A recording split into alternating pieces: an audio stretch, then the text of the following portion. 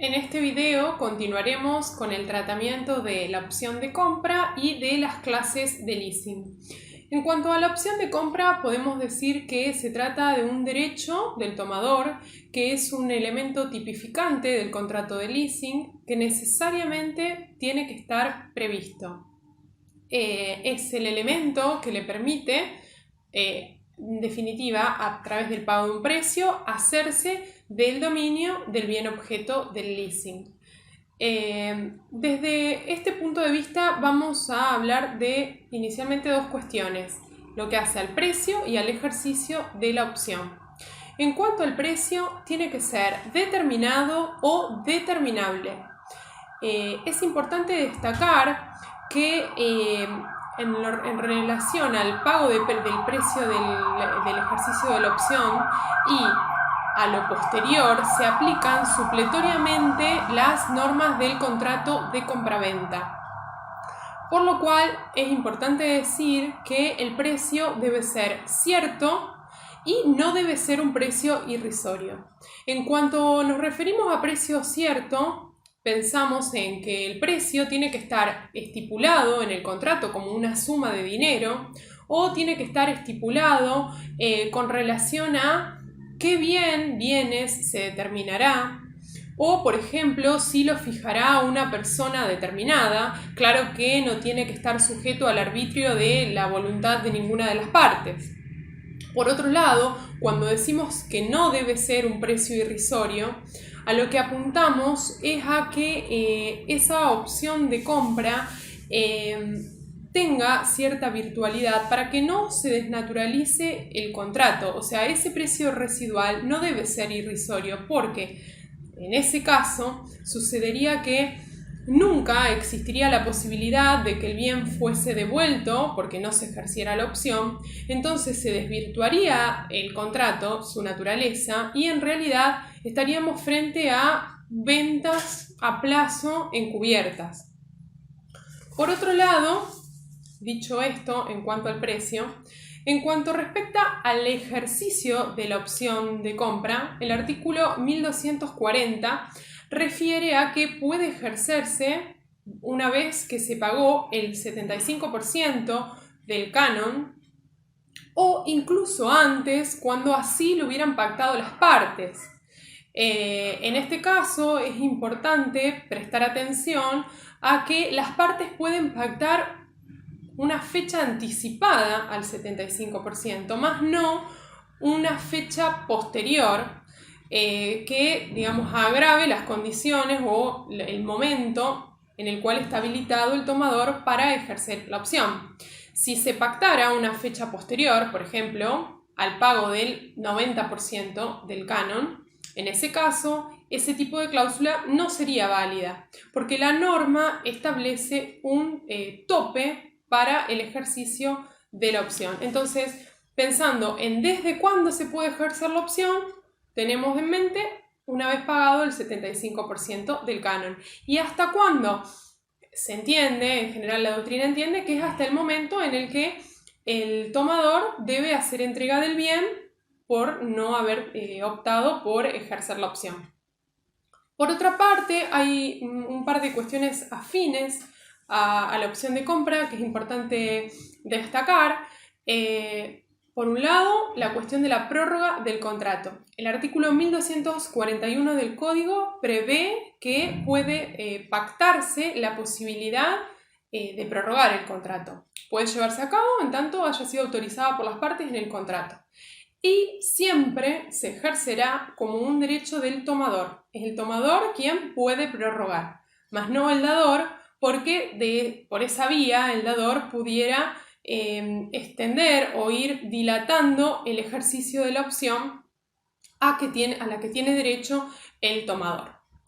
Asimismo, en cuanto a la cuestión de la transmisión del dominio, es importante ver que el artículo 1242 nos indica cuáles son los recaudos para que el dominio, una vez ejercida la opción, pase registralmente, o sea, la titularidad del dominio del dador al tomador.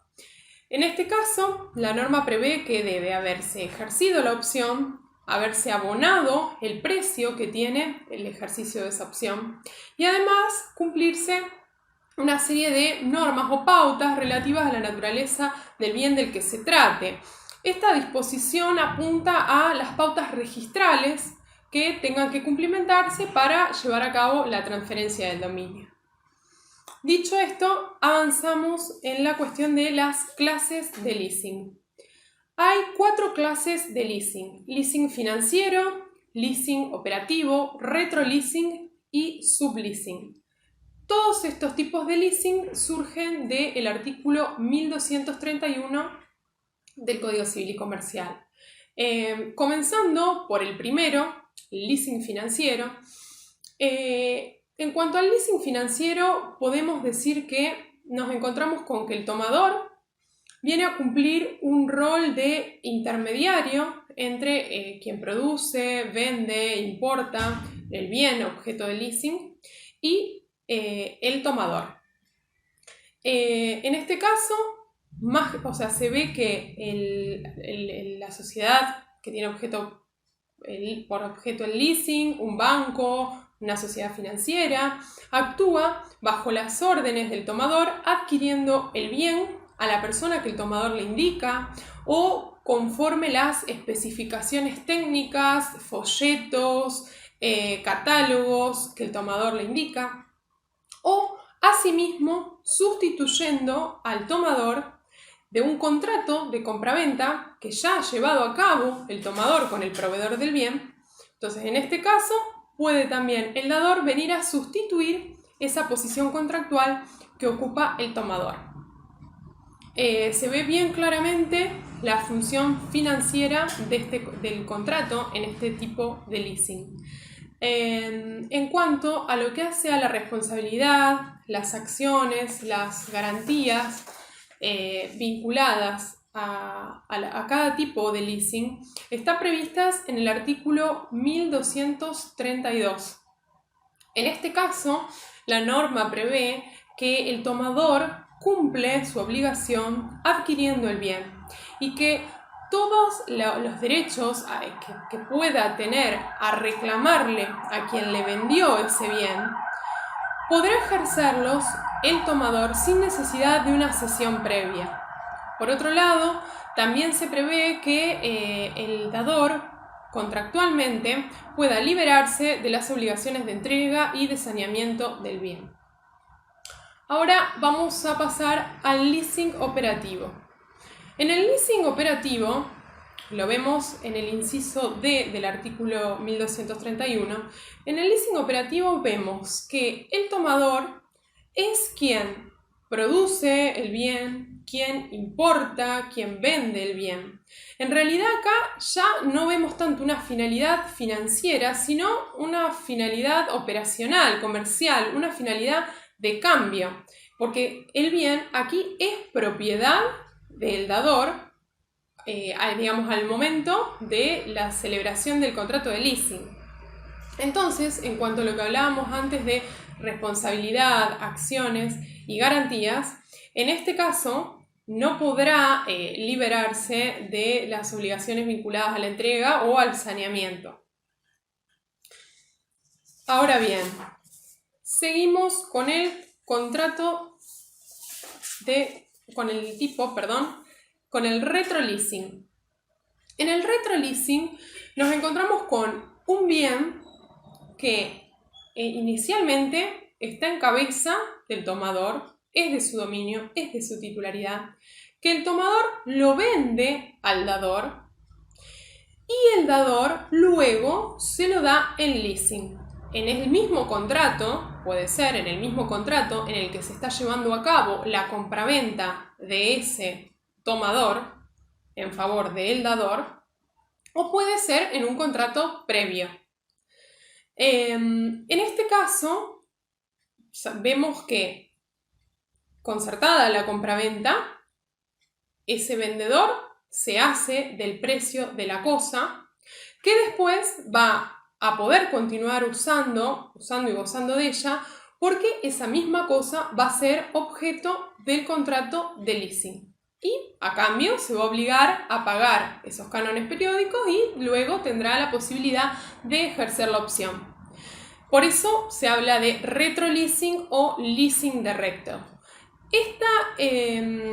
Este tipo de leasing es una variante del leasing financiero porque se puede ver claramente que aquí el empresario se desprende del dominio de esa cosa que necesita, de ese bien, de esa maquinaria, de ese derecho que necesita para el ejercicio de su actividad, se desprende de ese dominio, más continúa utilizándolo porque lo necesita, pero al ya no ser el titular registral, se hace de cierta liquidez con el valor, al recibir el valor del precio de ese bien, más allá de que también continuará pagando el correspondiente canon.